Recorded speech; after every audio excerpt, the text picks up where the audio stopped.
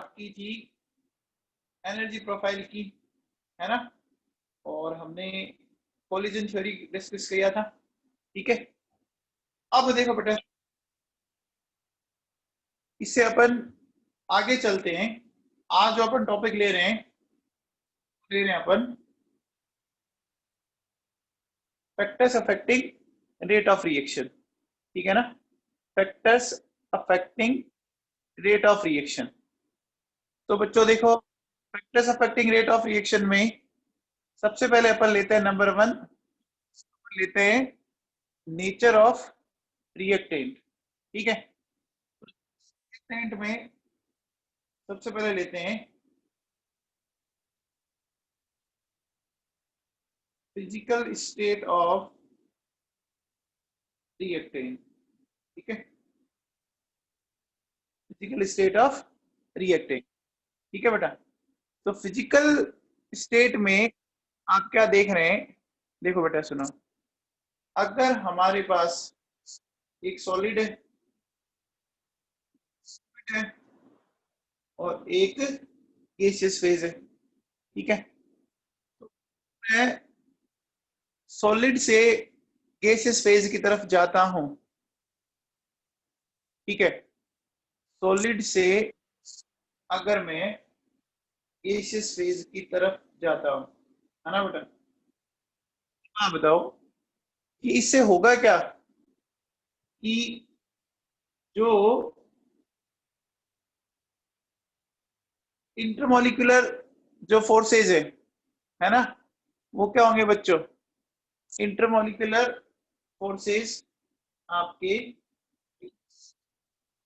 करेंगे कि नहीं करेंगे, बोलो बच्चों, इंटरमोलिकुलर इंक्रीज करेंगे, करेंगे, इंटरमोलिकुलर फोर्सेस डिक्रीज करेंगे, है ना। समझ आ रही है बात मैं क्या कह रहा हूं, से लिक्विड, लिक्विड से गैसेस फेज, तो इंटरमोलिकुलर फोर्सेस डिक्रीज करेंगे।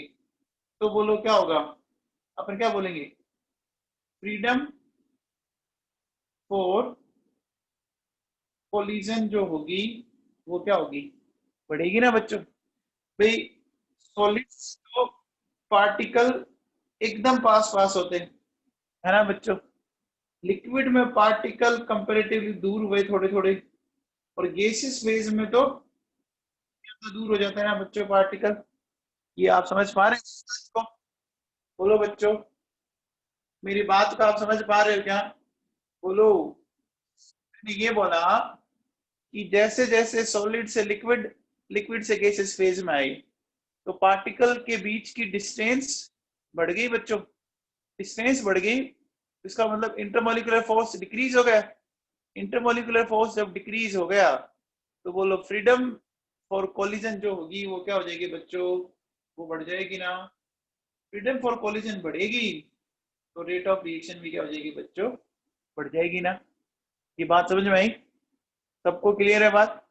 अब देखो बेटा सुनो, नेक्स्ट नेक्स्ट अगर अपन बात करें साइज ऑफ पार्टिकल। ठीक है बच्चों, साइज ऑफ पार्टिकल की बात करें, देखो बेटा सुनो, देखिए रेट ऑफ जो रिएक्शन है ना बच्चों, वो सरफेस एरिया के डायरेक्टली प्रोपोर्शनल होगी बच्चों। ये कॉमन सी बात आप जानते हैं।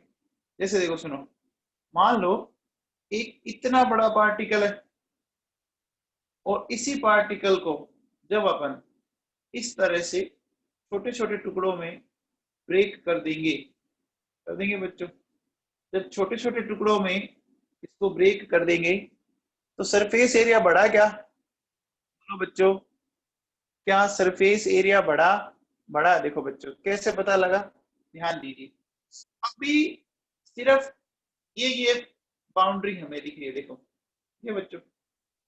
अब देखो क्या होगा, यहां से देखो जैसे हमने तोड़ा तो हर के लिए एक्स्ट्रा बाउंड्री जनरेट हुई कि नहीं हुई, बोलो।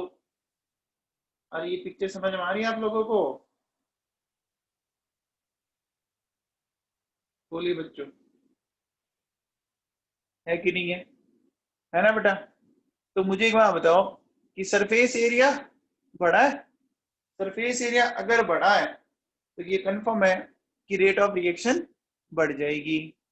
याद है क्या? अच्छा बच्चों, एक बात बताओ, ये सरफेस एरिया कौन से स्टेट में एप्लीकेबल होगा? सॉलिड फेज, लिक्विड फेज या गैसियस फेज? सॉलिड भी होगा ना बच्चों,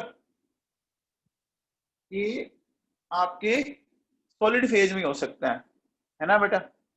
अच्छा, आप एक बात बताओ, अगर आपने किसी कैटलिस्ट को पाउडर्ड फॉर्म में यूज किया तो कैटलिस्ट बहुत ज्यादा इफेक्टिव हो जाता है बच्चों, ऐसा क्यों?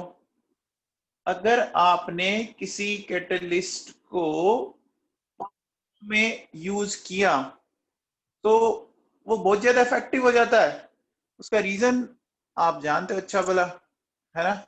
उसका रीजन क्या होता है? वही सरफेस एरिया बढ़ जाता है, साइड्स इंक्रीज कर जाती है ना बेटा? ठीक है, फिर देखो नेक्स्ट बच्चों,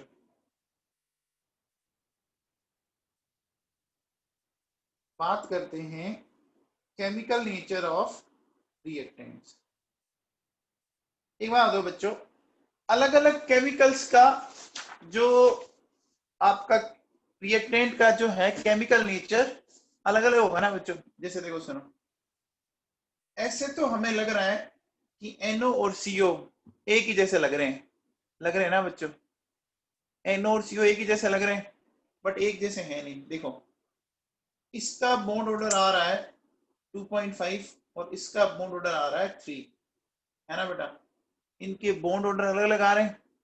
अच्छा, बॉन्ड ऑर्डर अलग अलग होने के साथ साथ इनकी बॉन्ड एनर्जी भी अलग अलग होगी बच्चों। अरे समझ पा रहे हो मेरी बात? बॉन्ड ऑर्डर अलग होने के साथ साथ इनकी बॉन्ड एनर्जी भी अलग अलग होगी। अब जब बॉन्ड एनर्जी अलग अलग होगी तो इनकी एनर्जी भी क्या होगी? अलग अलग होगी बच्चों, होगी। ये बात समझ पा रहे हैं आप मेरी? बोलो बेटा, बोलो। तो अपन क्या बोलेंगे? अपन ऐसा बोलेंगे बच्चों, different reactant have different number of bonds and bond energy, है ना बच्चों? And that's why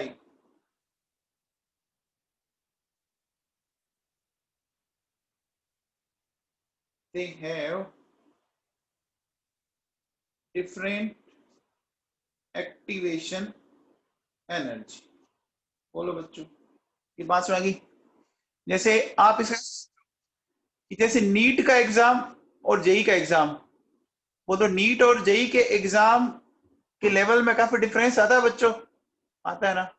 नीट में सिर्फ एक ही टाइप के क्वेश्चन आते हैं बच्चों, सिंगल करेक्ट। जेई में तो अलग अलग टाइप के क्वेश्चन आते हैं, सिंगल भी आता है, मल्टीपल भी आ जाता है, पैराग्राफ भी आ जाते हैं, मैचिंग टाइप भी आ जाता है, आते हैं ना बच्चों? तो अलग अलग आते हैं बच्चों, है ना?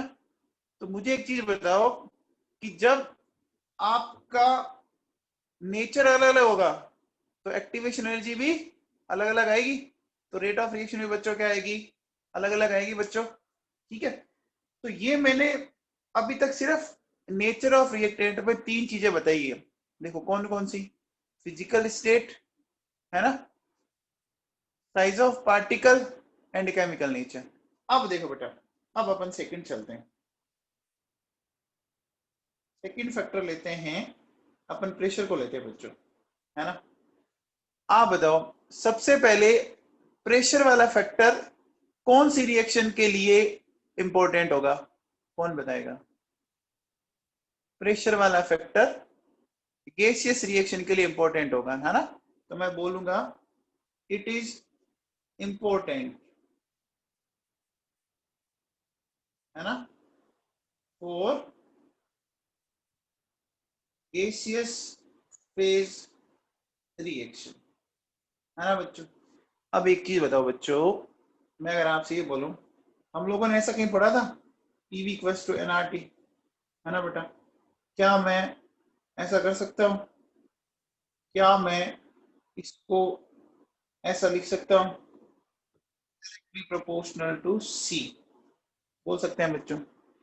अब एक चीज बताओ बच्चों, अगर आपने प्रेशर को बढ़ाया तो बच्चों कंसंट्रेशन राइज करेगी कि नहीं करेगी?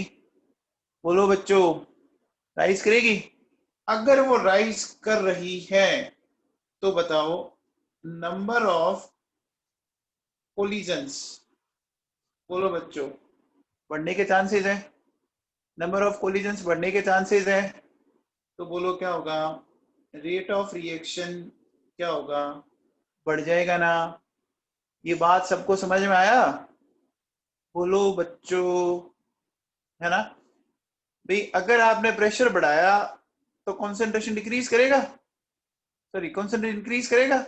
कंसंट्रेशन इंक्रीज करेगा तो नंबर ऑफ कोलिजन्स बढ़ेगी।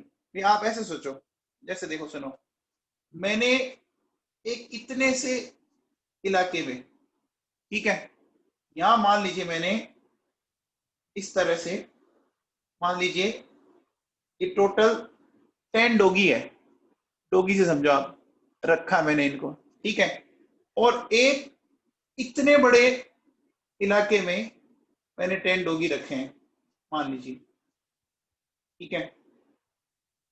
अब बताओ किस एरिया में उन डोगी के बीच फाइट होने की पॉसिबिलिटी ज्यादा है? बताओ।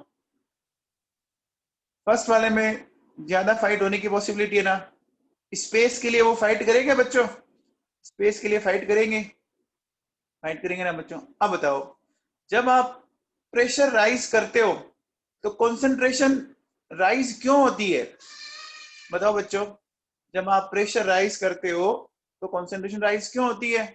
बड़ा सिंपल सा लॉजिक है, क्योंकि प्रेशर राइज करने पर बच्चों वॉल्यूम डिक्रीज करेगा, और जब वॉल्यूम डिक्रीज करेगा तो आपको पता है कौन सा, देखो एक बात बताओ बच्चों, आप लोगों ने एक रूल पढ़ा होगा, याद करो, अभी आप क्लिक हो जाएगा।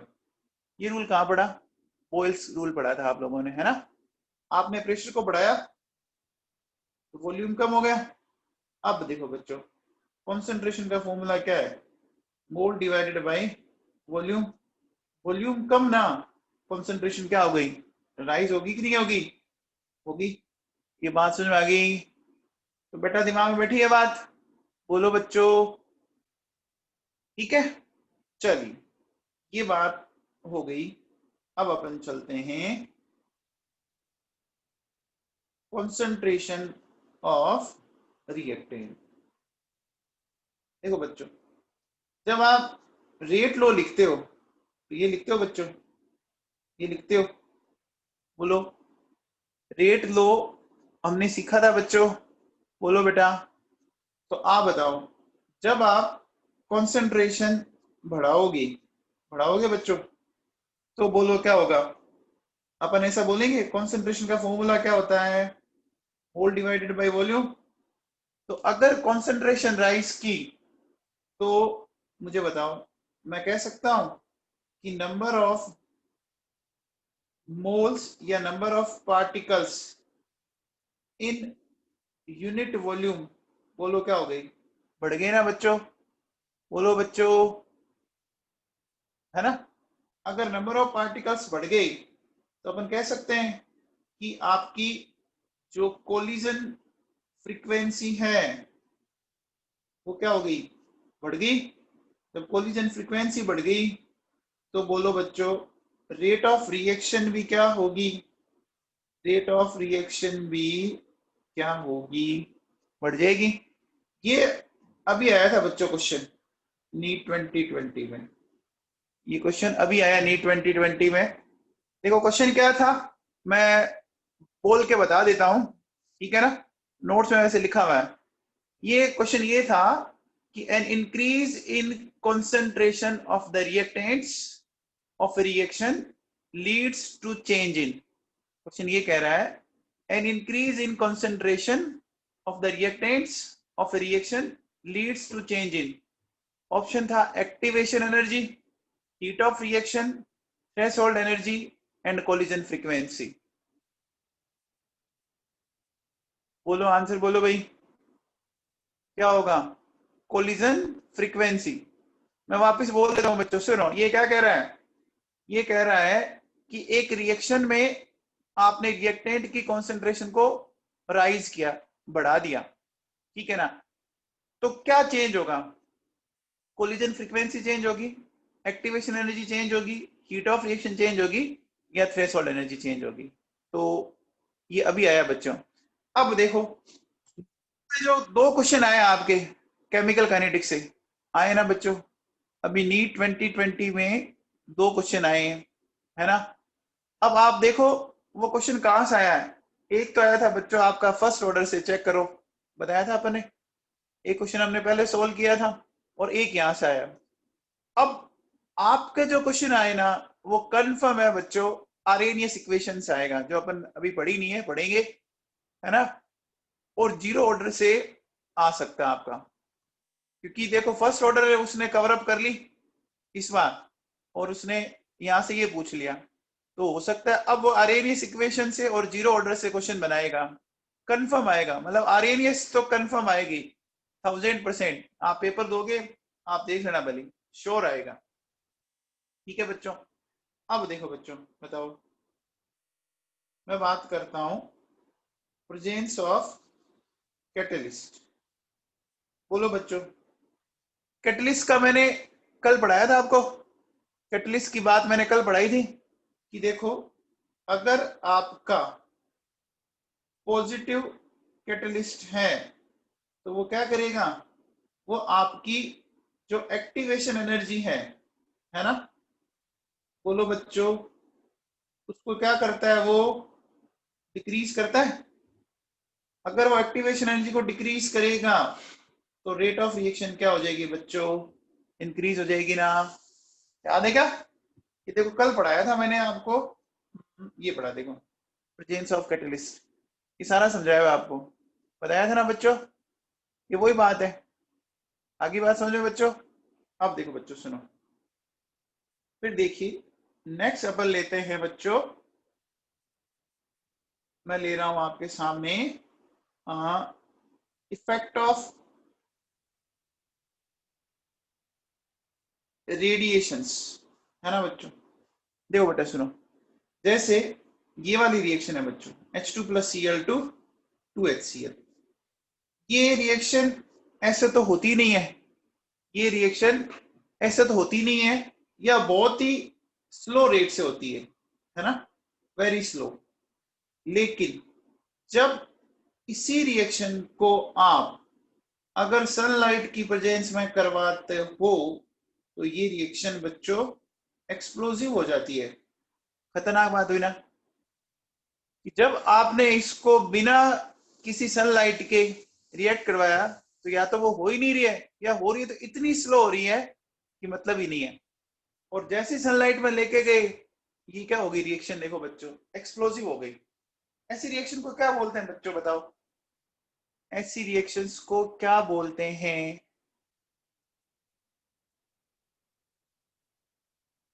ऐसी रिएक्शंस को अपन बोलते हैं बच्चों फोटोकेमिकल रिएक्शंस। जीरो ऑर्डर तो है ही, ऑर्डर तो जीरो है ही, इनका नाम क्या दे सकते हैं? ऐसी रिएक्शन का अपन नाम दे सकते हैं बच्चों फोटो केमिकल रिएक्शन, है ना? देखो नाम समझो, सच रिएक्शंस आर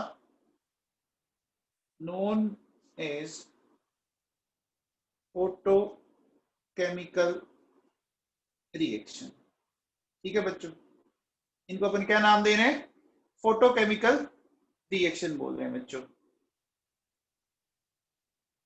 ठीक है, देखो केमिकल रिएक्शन तो है ही ना, इसमें तो कोई टेंशन ही नहीं है। हमने सिर्फ वर्ड इसमें क्या लगाया है? सिर्फ फोटो लगाया है। फोटो का मतलब वही फोटोन है। फोटोन का मतलब जानते हो ना? अरे फोटोन जानते हो बच्चों? याद करो, आप लोगों ने लास्ट एटॉमिक सेक्शन पढ़ा था, तो एक प्लांक की क्वांटम थ्योरी पढ़ी थी, पैकेट्स ऑफ एनर्जी पढ़ी थी बच्चों। और जब वो आप कौन सी वेव के लिए? विजिबल वेव के लिए यूज लेते हो, है ना, तो उसको आपने क्या नाम दिया था? फोटोन बोला था बच्चों। समझ में आ गया? है ना? बोलो, ये बात समझ में आ गई? फोटोन है ये, प्रोटोन नहीं है। ठीक है बच्चों, चलिए अब जो अपन फैक्टर्स ले रहे हैं वो ले रहे हैं बच्चों, देखो इफेक्ट ऑफ टेम्परेचर, ये सबसे इंपॉर्टेंट है, ये भैया सबसे इंपॉर्टेंट है और कंफर्म क्वेश्चन आएगा, चाहे वो नीट हो और चाहे वो जेई हो, दोनों में क्वेश्चन कंफर्म आएगा। इसको बहुत अच्छे से समझना बच्चों। देखो बेटा सुनो, सबसे पहले बताओ, क्या आप लोगों ने काइनेटिक एनर्जी का ये फॉर्मूला पढ़ा है बच्चों? ऐसा फॉर्मूला हम लोगों ने स्टेट ऑफ मैटर में पढ़ा है। अब देखो बच्चों सुनो, अगर मैं टेम्परेचर को राइज करूं तो बोलो बच्चों, काइनेटिक एनर्जी राइज होगी? टेम्परेचर राइज करने पर काइनेटिक एनर्जी राइज होगी। अब बताओ, जब काइनेटिक एनर्जी राइज होगी तो कंफर्म है कि नंबर ऑफ कोलिजन्स राइज होगी? होगी क्या? होगी बच्चों। अब बताओ, अगर नंबर ऑफ कोलिजन्स राइज हुई, अच्छा हमने कल पढ़ा था बच्चों, दो टाइप की कोलिजन्स होती है ना? कौन कौन सी पढ़ाई थी मैंने, बताओ? दो टाइप की कोलिजन्स पढ़ाई थी, इफेक्टिव और इनइफेक्टिव कोलिजन पढ़ाई थी बच्चों। अब जब टोटल कोलिजन बढ़ेगी तो कुछ इफेक्टिव कोलिजन भी तो बढ़ी होगी ना बच्चों? बोलो बच्चों। अरे जब टोटल कोलिजन बढ़ी होगी तो इफेक्टिव कोलिजन, जैसे आप, कई बार आप में से कुछ बच्चे हैं ना, तुक्के मार दे, मान लो आपने 10 क्वेश्चन में तुक्के मारे, तो हो सकते हैं उसमें से 5 आपके सही हो गई और 5 गलत भी हो गए, तो दोनों की फ्रीक्वेंसी बढ़ी है ना? अरे दोनों की फ्रीक्वेंसी बढ़ी है ना? तो वही बात बेटा मैं यहाँ कह रहा हूं, देखो क्या कि नंबर ऑफ कोलिजन्स बढ़ी तो मैं ऐसा कह सकता हूं कि इफेक्टिव कोलिजन्स, है ना, वो भी क्या हो गई बच्चों, वो भी आपकी बढ़ गई कि नहीं बढ़ गई?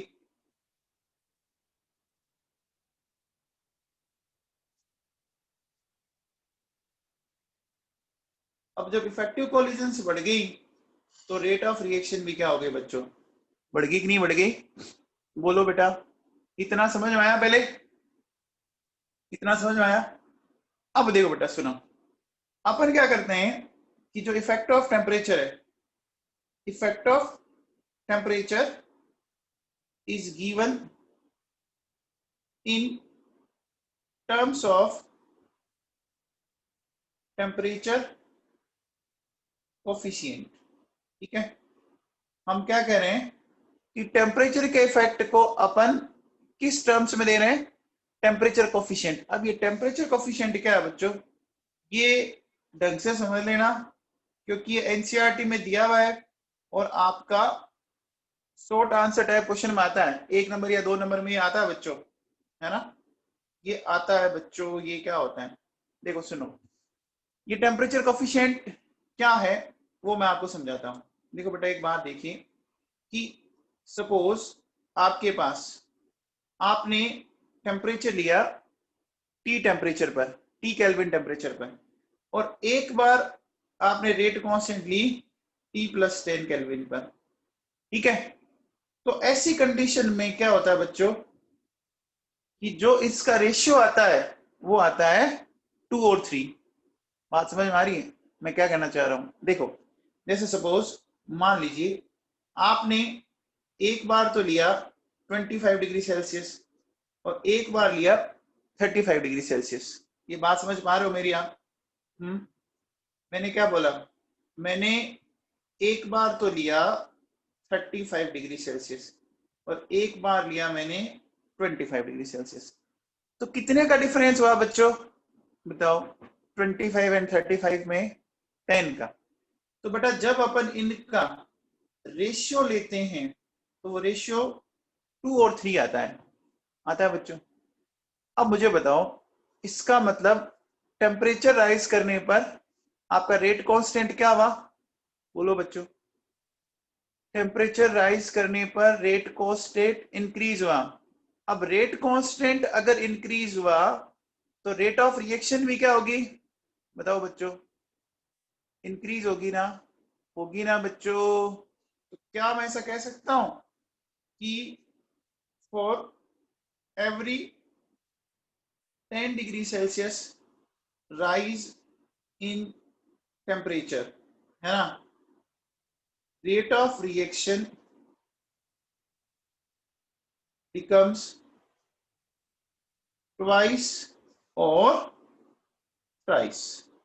बोलो बच्चों, क्या ये बात सही है? For every 10 degree Celsius rise in temperature rate of reaction becomes twice और थ्राइस। अब देखो बेटा, एक बात ध्यान से सुनो। कई बार क्या होता है कि जैसे मान लो उसने टेम्परेचर स्पेसिफाइड नहीं किया, if temperature is not specified, है ना, तो आपको टेम्परेचर फिर 25 डिग्री सेल्सियस लेके चलना है, ठीक है। If mu is not specified तो आपको म्यू 2 लेना है बच्चों। अगर रिएक्शन में टेम्परेचर भी कुछ नहीं बोला, म्यू भी कुछ नहीं बोला, तो आपको टेम्परेचर बच्चों 25 लेना है, ठीक है, और म्यू कितना लेना है बच्चों? 2 लेके चलना है। ये बात समझ में आई बेटा? बोलो। अब देखो बेटा सुनो, एक चीज और सुनो। मैं एक सिंपल सा क्वेश्चन पूछता हूं, देखो कि मेरे पास एक रिएक्शन है, उसका टेम्परेचर मैंने बच्चों 25 डिग्री सेल्सियस से 75 डिग्री सेल्सियस तक राइज किया, ठीक है बच्चों, और इसका म्यू मैंने बोला 2 है। तो rate of reaction becomes how many times of initial rate, है ना बच्चों? ये क्वेश्चन आपसे पूछ रहा है ना? तो देखो बहुत सिंपल सा क्वेश्चन है बच्चों, है ना। देखो बेटा सुनो, अगर आप 25 डिग्री सेल्सियस से 35 डिग्री सेल्सियस गए, तो देखो बच्चों पहले 2 टाइम बढ़ा, फिर 35 से 45, फिर और डबल होगा, फिर 45 से 55 डिग्री सेल्सियस गए, फिर उसका और डबल हो जाएगा, फिर आप 65 डिग्री सेल्सियस पे गए, तो बोल दो बच्चों और राइज करेगा, करेगा बच्चों। और जब आप 5 डिग्री सेल्सियस पर चले गए, तो देखो बच्चों कितना हो गया बच्चों? क्या मैं इसको ऐसा लिख सकता हूं? 2 की पावर 5 लिख सकता हूं बच्चों, 32 टाइम रख सकता हूं बच्चों। आप मुझे एक बात बताओ, ये 10 के कितने इंटरवल हुए? बताओ, 10 डिग्री सेल्सियस राइज के कितने इंटरवल हो गए? देखो 5 हो गए ना बच्चों, 5 हो गए, है ना बच्चों? तो अब देखो, आप अगर है ना इसको ऐसे निकाल दो, देखो R2 equals to R1 mu delta T upon 10। क्या ये बात सही है? क्या मेरे पास ये 5 ऐसे आ जाएंगे क्या?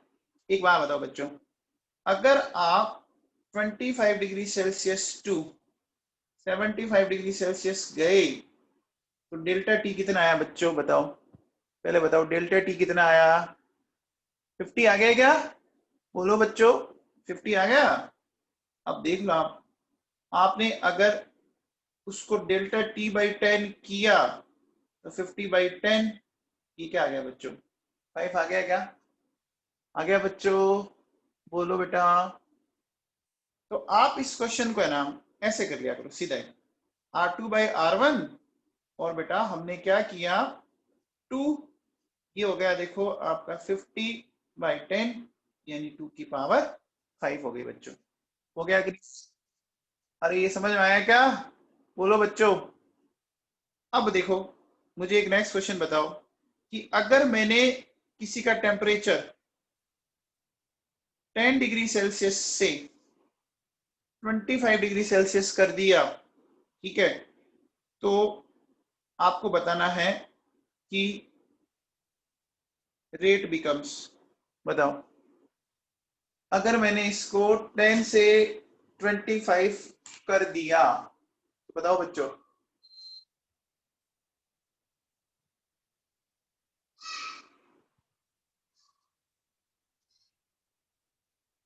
देखो बेटा कैसे करोगे, ध्यान दो। R2 equals to R1, 2, difference कितने का है बच्चों, 15 डिवाइडेड बाई 10, है ना बेटा। तो अपन ऐसा करेंगे, R1 ये आएगा बच्चों, बोलो बेटा ऐसा आएगा। अब आप इसको सोल्व कर सकते हो, सोल्व कर सकते हो बच्चों, बोलो बेटा, सोल्व किया जा सकता है। अरे 2 की पावर 3/2 सोल्व कर सकते हो, है ना। तो देखो आप इसको ऐसे लिख दो, 2 की पावर 3, ऐसा लिख सकता हूं। ये हो गया, देखो बच्चों R1 8, ये हो जाएगा। और आपको पता है कि इसका जो स्क्वायर रूट आएगा, ठीक है, वो क्या आ जाएगा, R2 इक्वल्स टू 2√2 R1 आ गया बच्चों। बोलो सही है, बोलो बच्चा, ठीक है। अब देखो बेटा सुनो, अगर मैं आपसे एक सिंपल सा क्वेश्चन पूछता हूं, बताओ बच्चों कि अगर 10 डिग्री सेल्सियस से 100 डिग्री सेल्सियस कर दे और म्यू की वैल्यू 3 है, तो रेट बिकम्स, बताओ। अब बताओ बच्चों, सीधा सीधा बोलो, इस बार म्यू 3 दे दिया बच्चों, म्यू 3 है, ध्यान दो। तो क्या हो जाएगा, R2 इक्वल्स टू R1, 3 की पावर, बोलो बच्चों, 100 - 10 डिवाइडेड बाई 10, तो 3 की पावर 9 आ जाएगा बच्चों, 3 की पावर 9 आएगा। ठीक है बेटा। अब देखो एक क्वेश्चन और पढ़ो। देखो मैंने बोला कि ए reaction is carried out at 10 degree Celsius, है ना। If temperature of reaction is increased by 50 degree Celsius, then rate of reaction becomes, बताओ बच्चों, बताओ, बोलो बेटा,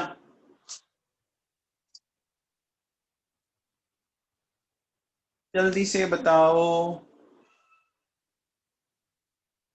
बहुत ही सिंपल है, अरे इससे सिंपल कुछ नहीं आएगा, 2 की पावर 5, क्योंकि आप ध्यान दो, आपको इसने, यहां देखो ये बाई बोला है ना, ये बाई किसको इंडिकेट करता है बच्चों, ये बाई किसको इंडिकेट करता है, ये बाई क्या है, ये चेंज को इंडिकेट करता है बच्चों।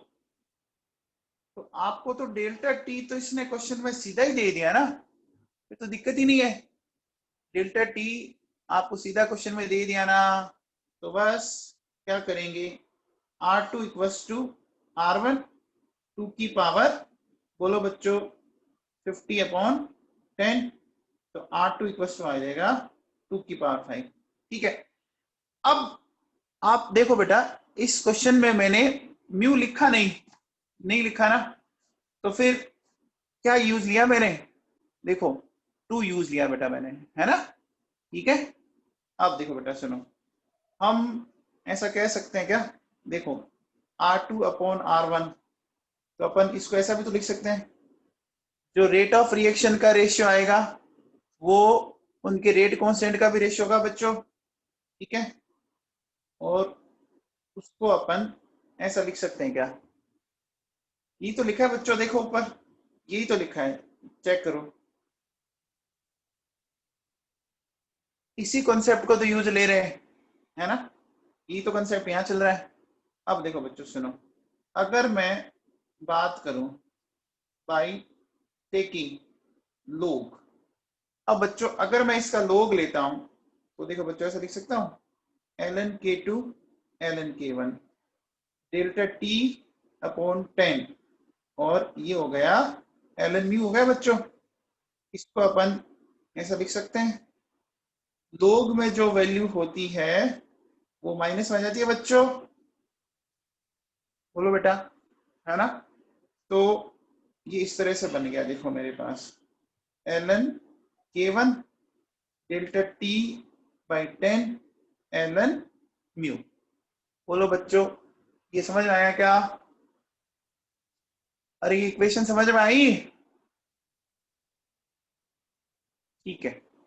अब देखो बेटा सुनो, अब अगर मैं एक सिंपल सा क्वेश्चन पूछूं, देखो ln आपका क्या है,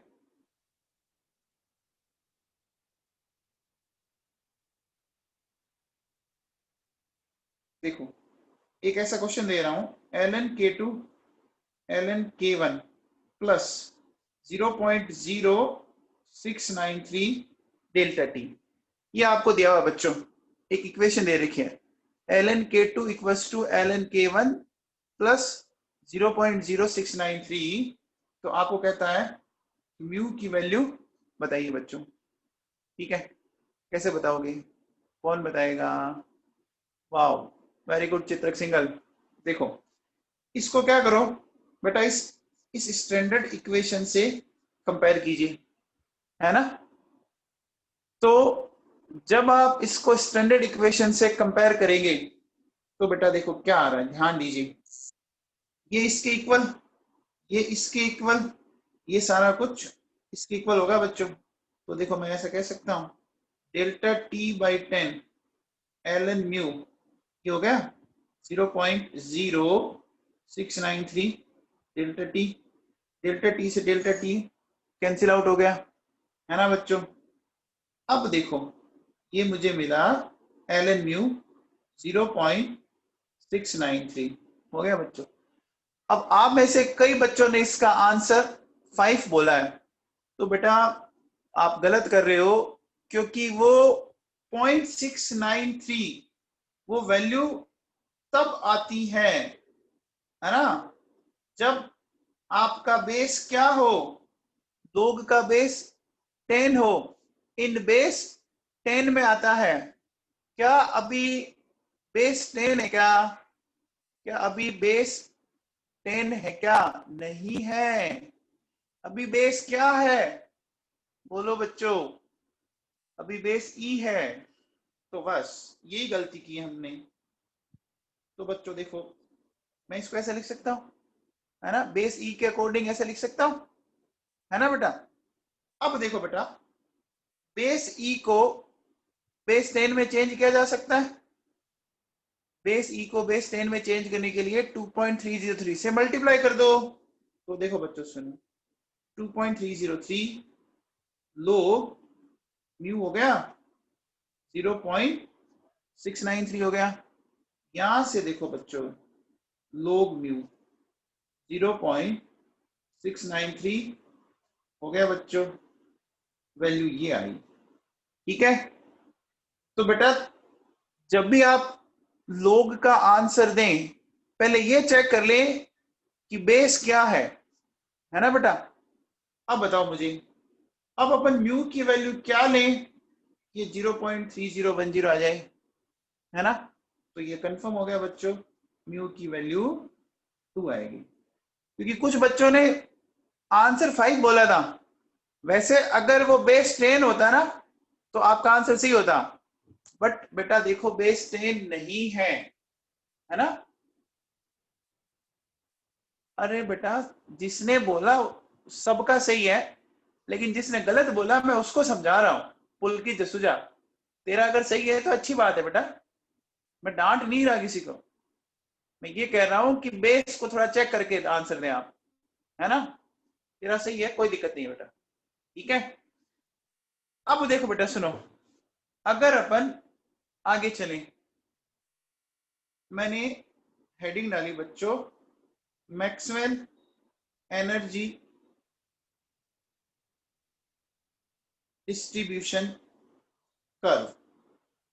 मैक्सवेल एनर्जी डिस्ट्रीब्यूशन कर्व, ये पढ़ना है हमें बेटा। ये जो ग्राफ बनाएंगे ना ये भी इंपॉर्टेंट है बेटा, इससे क्वेश्चन बनते हैं।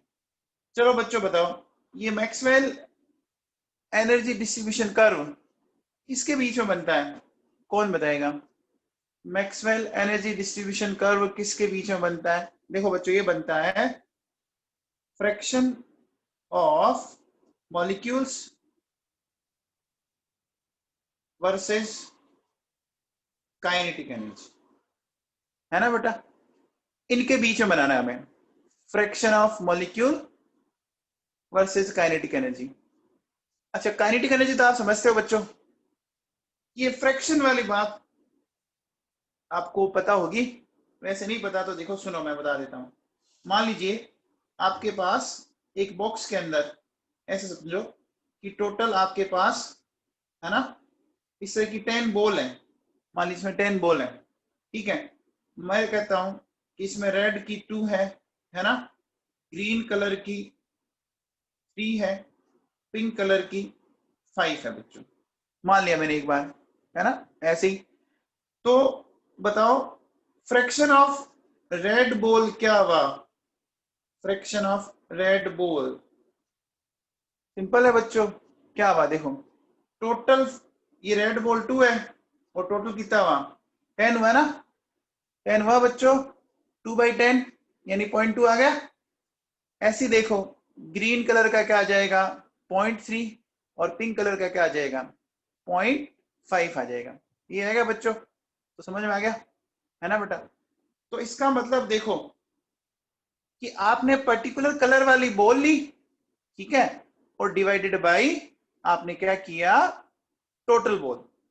तो देखो बच्चों, ये जो हमारे पास आ रहा है ना, फ्रैक्शन ऑफ मॉलिक्यूल्स, उसको अपन ऐसा लिखेंगे, देखो बच्चों, Ne/Nt। ये क्या मतलब हुआ? देखो बेटा, कोई एक पर्टिकुलर एनर्जी वाले कितने मोल्स हैं डिवाइडेड बाय टोटल मोल्स, यही तो किया ना। पर्टिकुलर कलर वाली कितनी बॉल्स हैं डिवाइडेड बाय टोटल बॉल्स। क्या ये बात सबको समझ में आई? बोलो बच्चों, अरे ये बात समझ में आई क्या? अब देखो बेटा सुनो, ये जो ग्राफ है, ये ग्राफ कुछ इस तरह से बनता है, देखो बेटा, इस ग्राफ को ढंग से सीखना, क्योंकि इससे भी क्वेश्चन बनने के चांसेस रहते हैं आपके एग्जाम में, ठीक है ना। इस ग्राफ को अच्छे से सीख लेना बेटा। देखो इधर तो आपका आ जाएगा वही Ne/Nt, ठीक है, ये फ्रैक्शन आ गया, इधर आ गया काइनेटिक एनर्जी। बेटा जो अपन इसका ग्राफ बनाते हैं, वो ग्राफ कुछ इस तरह से बनता है बच्चों, ये प्रैक्टिकली ग्राफ बनता है बच्चों इस तरह से। अब इस ग्राफ में कुछ बातें अपन सीखते हैं अपन, है ना, इस ग्राफ में कुछ बातें सीखते हैं। देखो बच्चों, ये जो मैंने डॉट लगाई, मान लो यहाँ वैल्यू 0.1, 0.2, 0.3, 0.4, 0.5, 0.6 एंड 0.7 ले लिया मैंने, ठीक है बेटा। आपको ये तो पता है ना, फ्रैक्शन हमेशा डेसिमल में आएगा, फ्रैक्शन तो डेसिमल में आएगा, ठीक है बेटा। अब देखो बेटा सुनो, 0.7 का मतलब क्या हुआ कि बेटा 70% मॉलिक्यूल्स की एनर्जी, है ना, 0.7 का मतलब 70% हो गया। 70% मॉलिक्यूल की एनर्जी ये है कि नहीं बच्चों बताओ? अरे 70% मॉलिक्यूल की काइनेटिक एनर्जी ये है क्या? बोलो। जैसे आपको 30% की निकालनी, 20% की निकालनी, निकाल सकते हैं आप। तो देखो बेटा सुनो, मैं एक काम कर देता हूं कि हमने इसको टेम्परेचर टी केल्विन पे बनाया बच्चों, ठीक है बच्चों, किस टेम्परेचर पर? टी केल्विन पर। आशुतोष काइनेटिक एनर्जी लिखो, एवरेज लिखो, दोनों ही सही है बेटा, कोई दिक्कत नहीं है, दोनों ले सकते हैं अपन, ठीक है। अब देखो बेटा सुनो, तो मैं इस पॉइंट को नाम ए दे देता हूं। ये क्या है देखो बच्चों, ये है most probable kinetic energy at temperature T kelvin, क्या ये बात समझ में आई बच्चों? बोलो बेटा, ये बात समझ में आ गई कि टेम्परेचर टी पर ये जो पॉइंट आपका ए आ रहा है ना, इस एनर्जी की वैल्यू के अकॉर्डिंग अपन कह सकते हैं कि ये हुआ। अब देखो बेटा सुनो, यहां मैंने एक लाइन ली, ठीक है, इस पॉइंट को मैं बोल देता हूं सी पॉइंट। देखो बच्चों, ये जो पॉइंट सी है ये क्या इंडिकेट कर रहा है? देखो इसको मैं लिखता हूं, ये है बच्चों आपकी थ्रेशोल्ड एनर्जी। ठीक है बच्चों, ये थ्रेशोल्ड एनर्जी का मतलब समझते हैं क्या? अरे बच्चों, थ्रेशोल्ड एनर्जी का मीनिंग समझते हो क्या? आपको बताई थी, वो मिनिमम रिक्वायर्ड एनर्जी जो रिएक्टेंट को प्रोडक्ट में कन्वर्ट करने के लिए रिक्वायर्ड हो, है ना बेटा? तो मुझे एक बार बताओ कि जिनकी एनर्जी थ्रेशोल्ड एनर्जी के इक्वल हो या उससे ज्यादा हो, तो बेटा वो सारे के सारे जो मॉलिक्यूल्स हैं, बोलो बच्चों, वो प्रोडक्ट में कन्वर्ट होंगे कि नहीं होंगे? बोलो बच्चों, वो सारे के सारे प्रोडक्ट में कन्वर्ट होंगे। तो बेटा ये जो शेडेड एरिया आ रहा है वो क्या बता रहा है आपका? वो बता रहा है एक्टिवेटेड मॉलिक्यूल्स को बता रहा है। वो किसको बता रहा है? एक्टिवेटेड मॉलिक्यूल्स को। बच्चों ये बात समझ में आई कुछ, है ना? अब देखो बेटा सुनो, अब अपन आगे चलते हैं। अब मैं क्या कर रहा हूं, इस बार टेम्परेचर को मैं 10 केल्विन से राइज करता हूं, और बात को अच्छे से समझना। देखो बेटा, 10 केल्विन से जैसे मैंने राइज किया तो ग्राफ आपका आया वो कुछ इस तरह से आया। देखो बच्चों, ये इस तरह से आया, है ना? ये जो मैंने अब टेम्परेचर लिया है वो मैंने 10 केल्विन से राइज करके लिया बच्चों, ठीक है ना? ये मैंने क्या किया बच्चों, ये मैंने कर दिया T+10 केल्विन, है ना बच्चों? अब एक चीज बताओ बच्चों, जब आपने टेम्परेचर को T केल्विन मतलब 10 केल्विन से राइज किया तो क्या क्या चीजें इसमें बदली वो समझते हैं अपन बच्चों, है ना? तो देखो मैं इसको समझाने की कोशिश करता हूं आपको।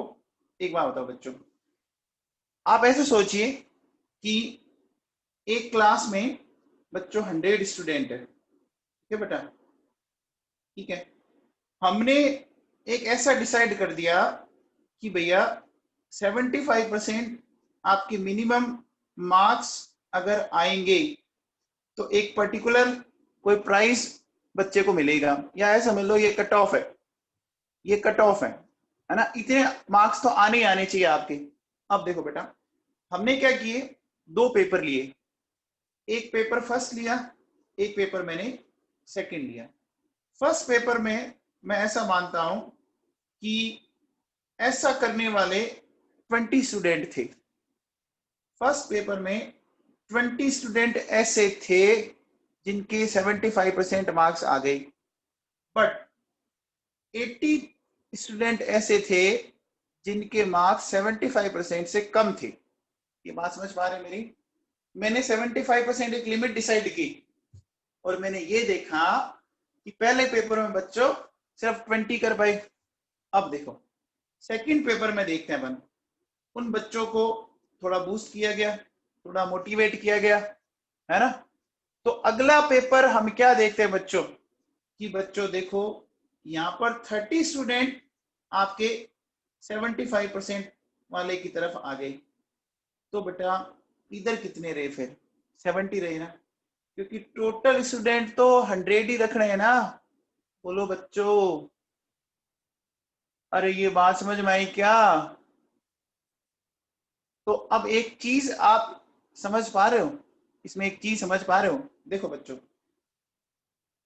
ये देखो, ये तो बच्चे बड़े हैं ना, ये बच्चे तो बड़े हैं ना, 75% मार्क्स रखने वाले बच्चे बड़े, लेकिन ये वाले क्या हुए? देखो बच्चों, ये कम हुए ना, हुए कि नहीं हुए? चेक करो। देखो पहले 75% 20 बच्चे ला रहे थे, अब 30 स्टूडेंट ला रहे हैं, है ना? पहले 80 स्टूडेंट ऐसे थे जिनके 75% से कम थे, अब 70 रह गए। तो देखो बेटा, एक तरफ डिक्रीज हो रहा है और एक तरफ इंक्रीज हो रहा है।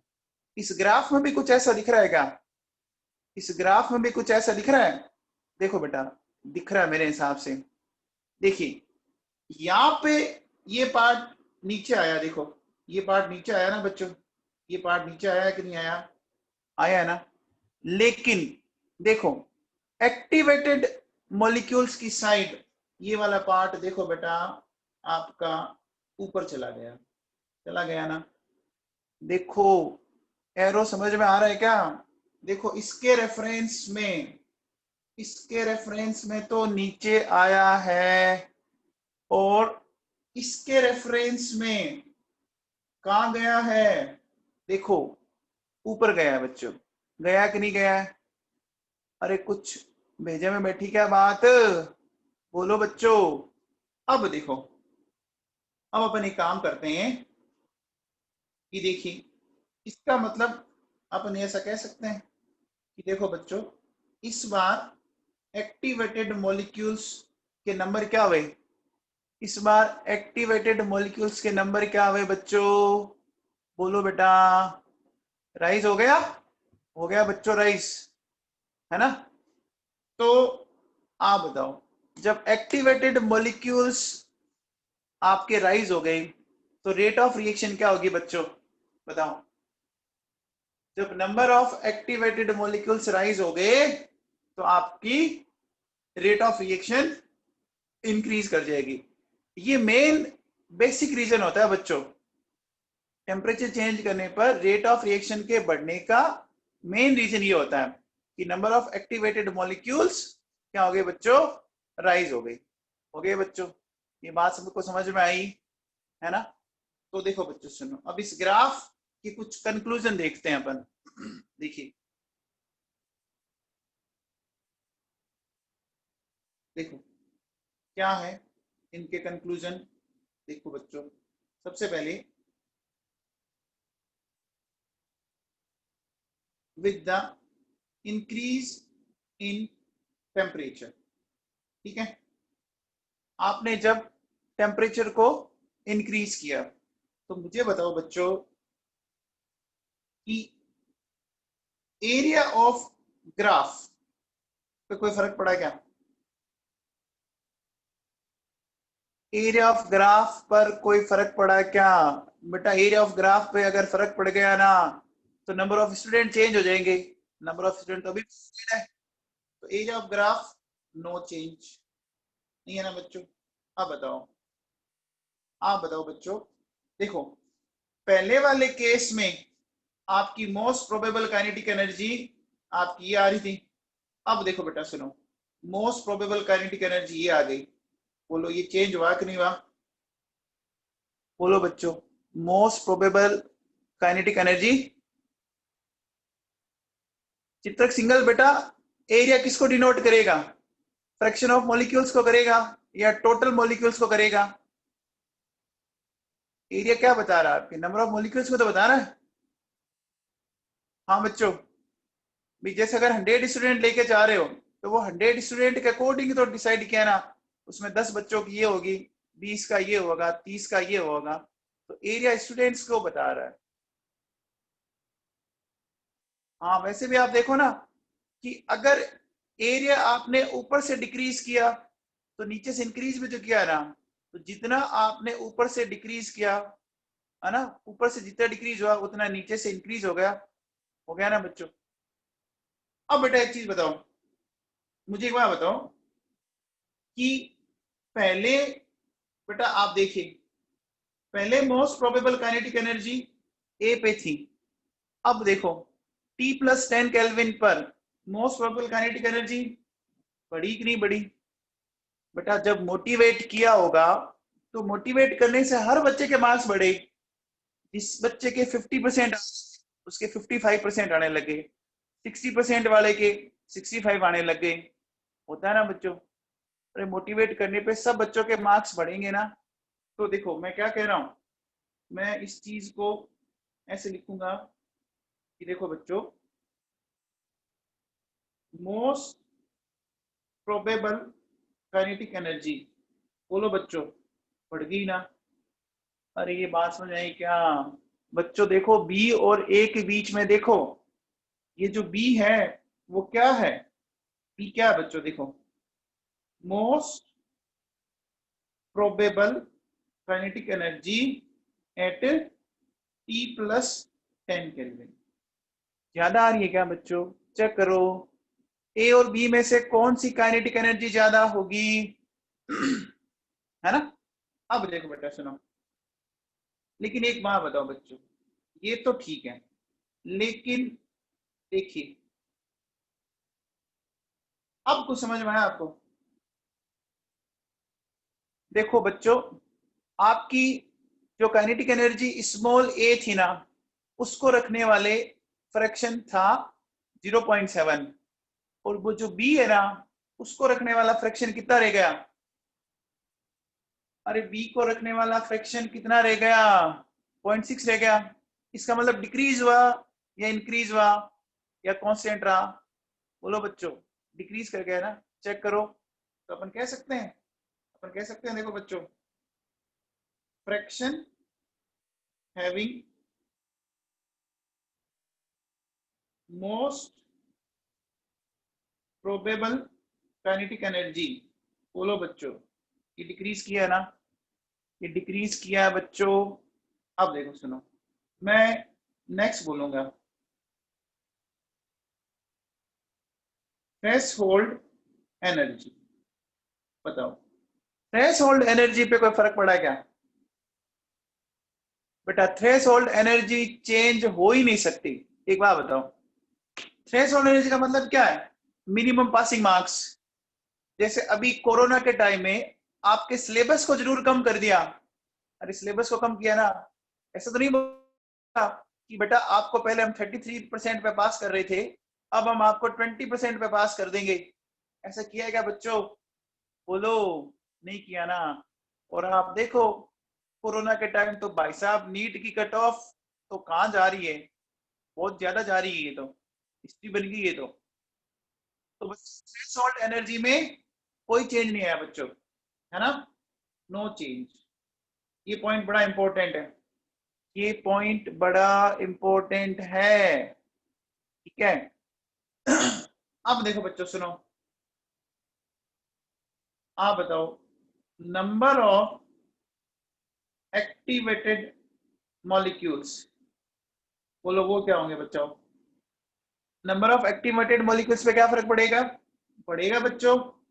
जब number of activated molecules increase हो गए, तो बच्चों रेट ऑफ रिएक्शन भी इंक्रीज होगी। ये क्या है इसका? ये इसका मेन रीजन हुआ बच्चों, है ना? कि टेम्परेचर बढ़ाने पर रेट ऑफ रिएक्शन अगर बढ़ती है, तो उसका मेन रीजन क्या है? कि नंबर ऑफ एक्टिवेटेड मॉलिक्यूल्स बढ़ जाते हैं। बोलो बच्चों, ये बात समझ में आई क्या? दिमाग बैठ गया बच्चों? ठीक है, तो बेटा अब देखो, क्वांटिटेटिव एस्पेक्ट ऑफ